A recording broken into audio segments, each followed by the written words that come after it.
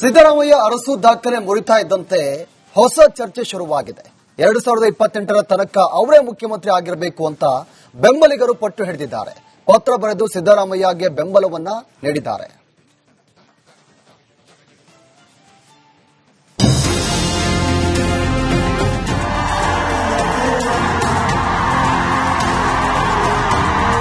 ಅತಿ ಹೆಚ್ಚು ಅವಧಿ ರಾಜ್ಯದ ಮುಖ್ಯಮಂತ್ರಿಯ ದಾಖಲೆ ಇಂದು ಬ್ರೇಕ್ ಆಗಿದೆ. ತಮ್ಮದೇ ತವರು ಜಿಲ್ಲೆಯ ದಿವಂಗತ ರಾಜಶೇಖರ್ ಅರಸು ದಾಖಲೆಯನ್ನ 40 ವರ್ಷಗಳ ಬಳಿಕ ಸಿದ್ದರಾಮಯ್ಯ ತಮ್ಮದಾಗಿಸಿದ್ದಾರೆ. ಅರಸು ಮೇಲೆ ಮಾರ್ಕ್ ಸಿದ್ಧಾಂತ ಪ್ರಭಾವ ಆವರಿಸಿದ್ರೆ ಸಿದ್ದರಾಮಯ್ಯರನ್ನ ಆಕರ್ಷಿಸಿದ್ದು ಲೋಹಿಯಾರ ಸಮಾಜವಾದಿ ಸಿದ್ಧಾಂತ. ಇಬ್ಬರದ್ದು ಒಂದೇ ಜಿಲ್ಲೆ, ಆದರೆ ಸಾಮಾಜಿಕ ಅಂತಸ್ತಿನಲ್ಲೇ ಭಿನ್ನತೆ. ಅರಸು ದಾಖಲೆ ಬ್ರೇಕ್ ಮಾಡಿದ ಸಿದ್ದರಾಮಯ್ಯ. ಆದ್ರೂ ಜೋರಾಯ್ತು 5 ವರ್ಷ ಸಿಎಂ ರಾಜಕೀಯ. ದೇವರಾಜು ಅರಸು ಮೇಲ್ವರ್ಗದ ಚಿಕ್ಕ ಸಮುದಾಯದ ಸಿರಿತನದಿಂದ ಬಂದು ಕೆಳಜಾತಿಯನ್ನ ಸಂಘಟಿಸಿದ ಚತುರ. ಆದರೆ ಸಿದ್ದರಾಮಯ್ಯ ಪ್ರಬಲ ಹಿಂದುಳಿದ ಸಮುದಾಯದಿಂದ ಬಂದ ಬಡತನದ ಬೇಗೆಯಲ್ಲಿ ಬೆಂದು ಬೆಳೆದ ನಾಯಕ. ಅಂಥ ನಾಯಕ 5 ವರ್ಷಗಳ ಕಾಲ ಮುಖ್ಯಮಂತ್ರಿ ಆಗಿರಲಿ ಎಂದು ಸಿಎಂ ಆರ್ಥಿಕ ಸಲಹೆಗಾರ ರಾಯರೆಡ್ಡಿ ಹೇಳ್ತಿದ್ದಾರೆ. 5 ವರ್ಷ ಸಿದ್ದು ಸಿಎಂ. ಸಿದ್ದರಾಮಯ್ಯ ಪರ ರಾಯರೆಡ್ಡಿ ಭರ್ಜರಿ ಬ್ಯಾಟ್ ಬೀಸಿದ್ದಾರೆ. ಸಿದ್ದರಾಮಯ್ಯನವರೇ ಸಿಎಂ ಆಗಿ ಮುಂದುವರಿಯುವ ಸುಳಿವು ಕೊಟ್ಟಿದ್ದಾರೆ. ಅಲ್ಲದೆ ಸಿದ್ದರಾಮಯ್ಯ ಪೂರ್ಣಾವಧಿ ಸಿಎಂ ಎಂದು ರಾಯರೆಡ್ಡಿ ಹೇಳಿದ್ದಾರೆ. ಇಷ್ಟಕ್ಕೆ ಸುಮ್ಮನಾಗದ ಅವರು ಸಿದ್ದರಾಮಯ್ಯಗೆ ಪತ್ರ ಬರೆದು ಅದರಲ್ಲಿ 5 ವರ್ಷ ನೀವೇ ಸಿಎಂ ಆಗಿರಬೇಕು ಎಂದಿದ್ದಾರೆ. 2028ರವರೆಗೆ ರಾಜ್ಯದ ಸಿಎಂ ಆಗಿ ಅಭಿವೃದ್ಧಿಗೆ ಶ್ರಮಿಸುತ್ತೀರಿ. ನಿಮ್ಮ ಪ್ರಾಮಾಣಿಕ ಪಾರದರ್ಶಕ ಆಡಳಿತ ಜನಪರವಾಗಿದೆ. ನಿಮ್ಮ ಆಡಳಿತ ಮುಂದಿನ ಪೀಳಿಗೆಗೆ ದಾರಿದೀಪವಾಗಲಿ ಎಂದು ರಾಯರೆಡ್ಡಿ ತಿಳಿಸಿದ್ದಾರೆ.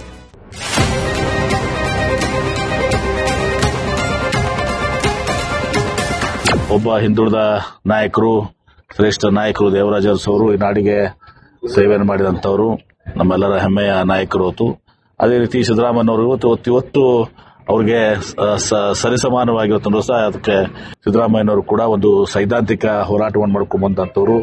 ಇವತ್ತು ಕೃಷಿಕರಾಗಿ ಜನಿಸಿ ಇವತ್ತು ಬಹಳಷ್ಟು ಹಿಂದುಳಿದ ಅಲ್ಪಸಂಖ್ಯಾತ ದಲಿತರು, ಬಡವರ ಬಗ್ಗೆ ಮತ್ತು ರೈತರ ಬಗ್ಗೆ ಒಂದು ಅಪಾರವಾದಂತಹ ಕಾಳಜಿಯನ್ನ, ಬದ್ಧತೆಯನ್ನು ಹೊಂದಿದಂತ ಒಬ್ಬ ಸಮಾಜವಾದಿ ಹಿನ್ನೆಲೆಯಿಂದ ಬಂದಂತ ನಾಯಕರು. ಅವರು ನಮ್ಮ ಕಾಂಗ್ರೆಸ್ ಪಕ್ಷಕ್ಕೆ ಬಂದ ಮೇಲೆ ನಮ್ಮ ಕಾಂಗ್ರೆಸ್ ಪಕ್ಷ ಅವ್ರನ್ನ ಗುರುತಿಸಿ 2 ಬಾರಿ ಅವ್ರನ್ನ ಮುಖ್ಯಮಂತ್ರಿಯಾಗಿ ಶ್ರೀಮತಿ ಸೋನಿಯಾ ಗಾಂಧಿಯವರು, ರಾಹುಲ್ ಗಾಂಧಿಯವರು, ಮಲ್ಲಿಕಾರ್ಜುನ ಖರ್ಗೆ ಮಾಡಿದ್ದಾರೆ. ಕರ್ನಾಟಕದ ರಾಜಕೀಯದಲ್ಲಿ ದಶಕಗಳಿಂದ ಇದ್ದ ಲಿಂಗಾಯತ ಮತ್ತು ಒಕ್ಕಲಿಗ ಸಮುದಾಯಗಳ ಪ್ರಾಬಲ್ಯ ಮುರಿದು ಹಿಂದುಳಿದ ವರ್ಗಗಳ ಒಕ್ಕೂಟದ ಮೂಲಕ ಅಧಿಕಾರ ಹಿಡಿದ ಸಾಧಕರು ಅಂದ್ರೆ ಅರಸು ಸಿದ್ದರಾಮಯ್ಯ.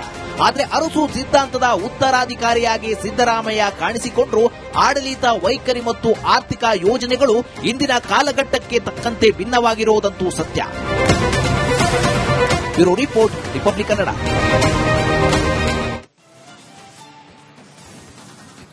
ಡಿಕೆ ಶಿವಕುಮಾರ್ಗೆ ಸಿಎಂ ಆಗಬೇಕು ಅನ್ನೋದೇ ಆ ಜನ್ಮ ಆಸೆ. ಆದ್ರೆ ಸಿದ್ದರಾಮಯ್ಯ ದಿನಕ್ಕೊಂದು ಸಿಕ್ಸರ್ ಅನ್ನ ಸಿಡಿಸಿ ಕುರ್ಚಿಯನ್ನ ಭದ್ರ ಮಾಡ್ಕೊಳ್ತಿದ್ದಾರೆ. ಇದೀಗ ಡಿಕೆಶಿ ಬಣ ಹೊಸ ರಾಗ ತೆಗೆದಿದೆ. ಅದೇನ್ ಗೊತ್ತಾ? ಈ ರಿಪೋರ್ಟ್ ನೋಡಿ.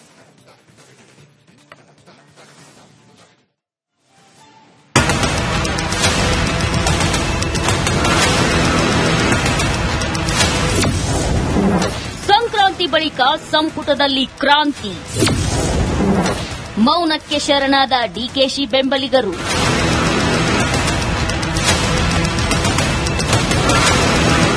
ಸರಿಯಾದ ಸಮಯಕ್ಕೆ ಬಜೆಟ್ ಮಂಡನೆಗೆ ಸಿದ್ದರಾಮಯ್ಯ ಸಜ್ಜಾಗ್ತಿದ್ರೆ ಪಂಚರಾಜ್ಯಗಳ ಚುನಾವಣೆಗಳು ಹೈಕಮಾಂಡ್ ಎದೆ ಮೇಲೆ ಬಂದು ನಿಂತಿವೆ. ಇದರ ಜೊತೆ ಹೊಸ ವರ್ಷಕ್ಕೆ ಗುಡ್ ನ್ಯೂಸ್ ಏನಾದ್ರೂ ಸಿಕ್ತೋ ಏನೋ? ಸಿದ್ದರಾಮಯ್ಯ ನಿರಾಳರಂತೆ ಕಾಣಿಸುತ್ತಿದ್ದಾರೆ. ಸಂಕ್ರಾಂತಿ ಬಳಿಕ ಪುನರ್ರಚನೆಗೆ ಗ್ರೀನ್ ಸಿಗ್ನಲ್ ಪಡೆಯೋ ಸಾಧ್ಯತೆ ಇದೆ. ಕ್ಯಾಬಿನೆಟ್ಗೆ ಸೇರ್ಪಡೆ ಮಾಡಿಕೊಳ್ಳಲು ಪ್ಲಾನ್. ಕುರುಕ್ಷೇತ್ರದಲ್ಲಿ ಕಳೆದ 4 ತಿಂಗಳಿನಿಂದ ನೆನೆಗುದಿಗೆ ಬಿದ್ದ ಸಂಪುಟ ಪುನರ್ರಚನೆಗೆ ಮತ್ತೆ ಜೀವ ಬಂದಿದೆ. ಸಂಪುಟ ಪುನರ್ರಚನೆಗೆ ಸಿಎಂ ಮುಹೂರ್ತ ಫಿಕ್ಸ್ ಮಾಡಿಕೊಳ್ಳಲು ಸಜ್ಜಾಗಿದ್ದಾರೆ.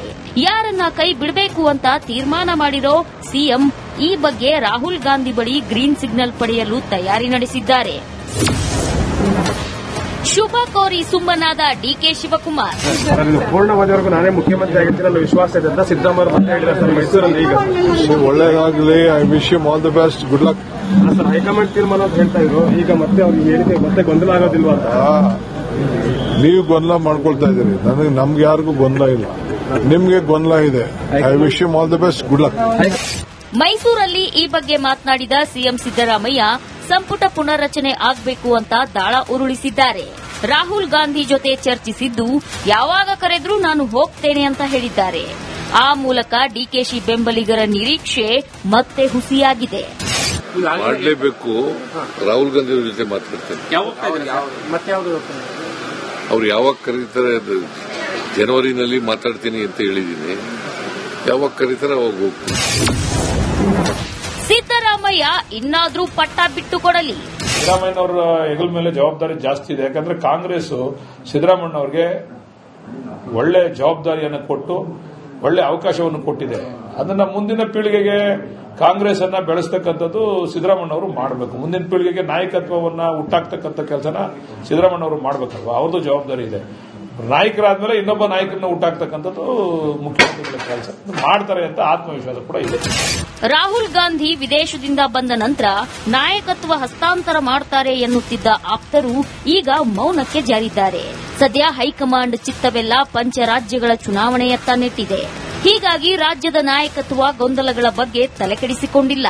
ಇನ್ನೊಂದು ಕಡೆ ದಾಖಲೆಯ 17ನೇ ಬಜೆಟ್ಗೆ ಸಿಎಂ ಸಿದ್ದತೆ ಶುರು ಮಾಡಿದ್ದಾರೆ. Bureau report, Republic Kannada. Siddaramaiah Arasu ದಾಖಲೆ ಮುರಿತಾ ಇದ್ದಂತೆ ಹೊಸ ಚರ್ಚೆ ಶುರುವಾಗಿದೆ. 2028ರ ತನಕ ಅವರೇ ಮುಖ್ಯಮಂತ್ರಿ ಆಗಿರಬೇಕು ಅಂತ ಬೆಂಬಲಿಗರು ಪಟ್ಟು ಹಿಡಿದಿದ್ದಾರೆ. ಪತ್ರ ಬರೆದು ಸಿದ್ದರಾಮಯ್ಯಗೆ ಬೆಂಬಲವನ್ನ ನೀಡಿದ್ದಾರೆ.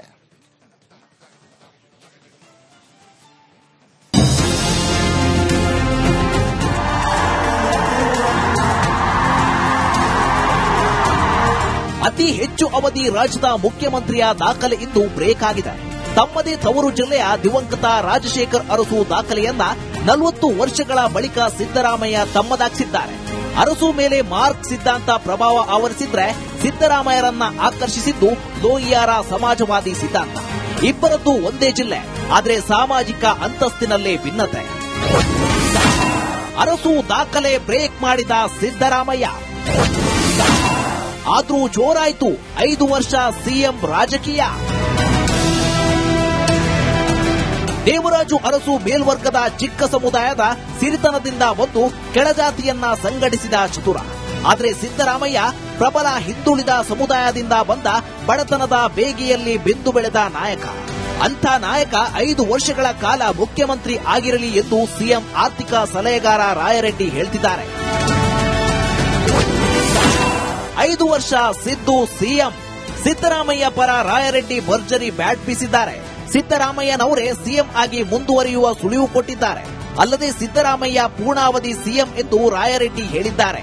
ಇಷ್ಟಕ್ಕೆ ಸುಮ್ಮನಾಗದ ಅವರು ಸಿದ್ದರಾಮಯ್ಯಗೆ ಪತ್ರ ಬರೆದು ಅದರಲ್ಲಿ 5 ವರ್ಷ ನೀವೇ ಸಿಎಂ ಆಗಿರಬೇಕು ಎಂದಿದ್ದಾರೆ. 2028ರವರೆಗೆ ರಾಜ್ಯದ ಸಿಎಂ ಆಗಿ ಅಭಿವೃದ್ಧಿಗೆ ಶ್ರಮಿಸುತ್ತೀರಿ. ನಿಮ್ಮ ಪ್ರಾಮಾಣಿಕ ಪಾರದರ್ಶಕ ಆಡಳಿತ ಜನಪರವಾಗಿದೆ. ನಿಮ್ಮ ಆಡಳಿತ ಮುಂದಿನ ಪೀಳಿಗೆಗೆ ದಾರಿದೀಪವಾಗಲಿ ಎಂದು ರಾಯರೆಡ್ಡಿ ತಿಳಿಸಿದ್ದಾರೆ.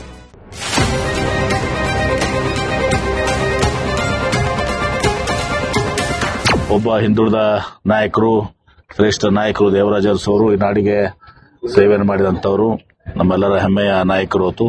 ಅದೇ ರೀತಿ ಸಿದ್ದರಾಮಯ್ಯನವರು ಇವತ್ತು ಅವ್ರಿಗೆ ಸರಿಸಮಾನವಾಗಿ ಅದಕ್ಕೆ ಸಿದ್ದರಾಮಯ್ಯನವರು ಕೂಡ ಒಂದು ಸೈದ್ಧಾಂತಿಕ ಹೋರಾಟವನ್ನು ಮಾಡ್ಕೊಂಡು ಬಂದಂತವರು. ಇವತ್ತು ಕೃಷಿಕರಾಗಿ ಜನಿಸಿ ಇವತ್ತು ಬಹಳಷ್ಟು ಹಿಂದುಳಿದ ಅಲ್ಪಸಂಖ್ಯಾತ ದಲಿತರು, ಬಡವರ ಬಗ್ಗೆ ಮತ್ತು ರೈತರ ಬಗ್ಗೆ ಒಂದು ಅಪಾರವಾದಂತಹ ಕಾಳಜಿಯನ್ನ, ಬದ್ಧತೆಯನ್ನು ಹೊಂದಿದಂತ ಒಬ್ಬ ಸಮಾಜವಾದಿ ಹಿನ್ನೆಲೆಯಿಂದ ಬಂದಂತ ನಾಯಕರು. ಅವರು ನಮ್ಮ ಕಾಂಗ್ರೆಸ್ ಪಕ್ಷಕ್ಕೆ ಬಂದ ಮೇಲೆ ನಮ್ಮ ಕಾಂಗ್ರೆಸ್ ಪಕ್ಷ ಅವ್ರನ್ನ ಗುರುತಿಸಿ 2 ಬಾರಿ ಅವ್ರನ್ನ ಮುಖ್ಯಮಂತ್ರಿಯಾಗಿ ಶ್ರೀಮತಿ ಸೋನಿಯಾ ಗಾಂಧಿ ಅವರು, ರಾಹುಲ್ ಗಾಂಧಿ ಅವರು, ಮಲ್ಲಿಕಾರ್ಜುನ ಖರ್ಗೆ ಅವರು ಮಾಡಿದ್ದಾರೆ. ಕರ್ನಾಟಕದ ರಾಜಕೀಯದಲ್ಲಿ ದಶಕಗಳಿಂದ ಇದ್ದ ಲಿಂಗಾಯತ ಮತ್ತು ಒಕ್ಕಲಿಗ ಸಮುದಾಯಗಳ ಪ್ರಾಬಲ್ಯ ಮುರಿದು ಹಿಂದುಳಿದ ವರ್ಗಗಳ ಒಕ್ಕೂಟದ ಮೂಲಕ ಅಧಿಕಾರ ಹಿಡಿದ ಸಾಧಕರು ಅಂದ್ರೆ ಅರಸು ಸಿದ್ದರಾಮಯ್ಯ.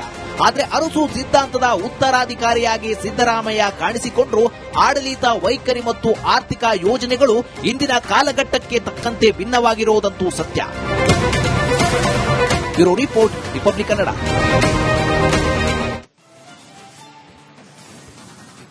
ಡಿಕೆ ಶಿವಕುಮಾರ್ಗೆ ಸಿಎಂ ಆಗಬೇಕು ಅನ್ನೋದೇ ಆ ಜನ್ಮ ಆಸೆ.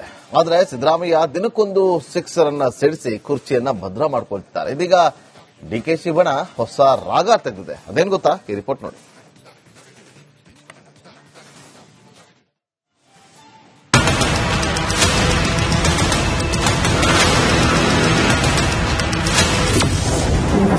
ಸಂಕ್ರಾಂತಿ ಬಳಿಕ ಸಂಪುಟದಲ್ಲಿ ಕ್ರಾಂತಿ, ಮೌನಕ್ಕೆ ಶರಣಾದ ಡಿಕೆಶಿ ಬೆಂಬಲಿಗರು.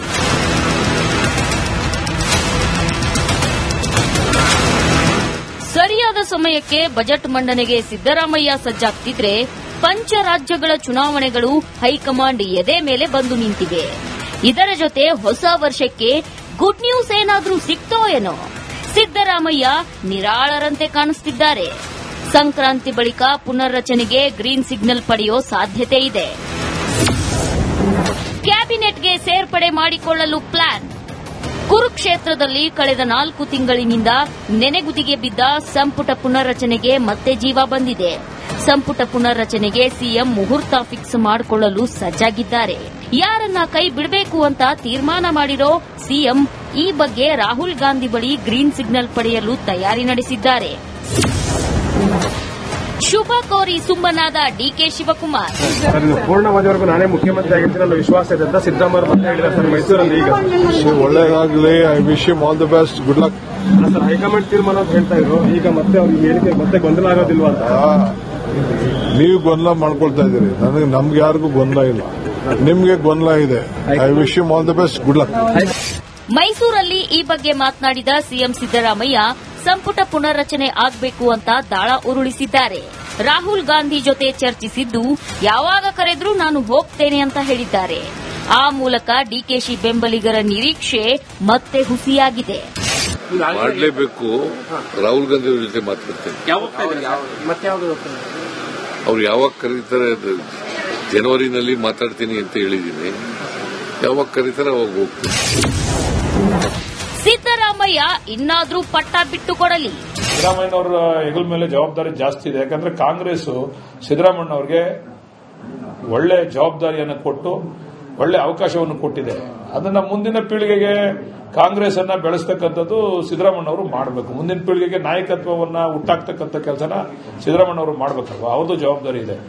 ನಾಯಕರಾದ್ಮೇಲೆ ಇನ್ನೊಬ್ಬ ನಾಯಕರನ್ನ ಹುಟ್ಟಾಕ್ತಕ್ಕಂಥದ್ದು ಮುಖ್ಯಮಂತ್ರಿಗಳ ಕೆಲಸ ಮಾಡ್ತಾರೆ ಅಂತ ಆತ್ಮವಿಶ್ವಾಸ ಕೂಡ ಇದೆ.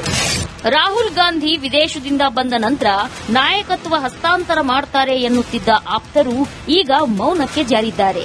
ಸದ್ಯ ಹೈಕಮಾಂಡ್ ಚಿತ್ತವೆಲ್ಲ ಪಂಚರಾಜ್ಯಗಳ ಚುನಾವಣೆಯತ್ತ ನೆಟ್ಟಿದೆ. ಹೀಗಾಗಿ ರಾಜ್ಯದ ನಾಯಕತ್ವ ಗೊಂದಲಗಳ ಬಗ್ಗೆ ತಲೆಕೆಡಿಸಿಕೊಂಡಿಲ್ಲ. ಇನ್ನೊಂದು ಕಡೆ ದಾಖಲೆಯ 17ನೇ ಬಜೆಟ್ಗೆ ಸಿಎಂ ಸಿದ್ದತೆ ಶುರು ಮಾಡಿದ್ದಾರೆ. Bureau report, Republic Kannada.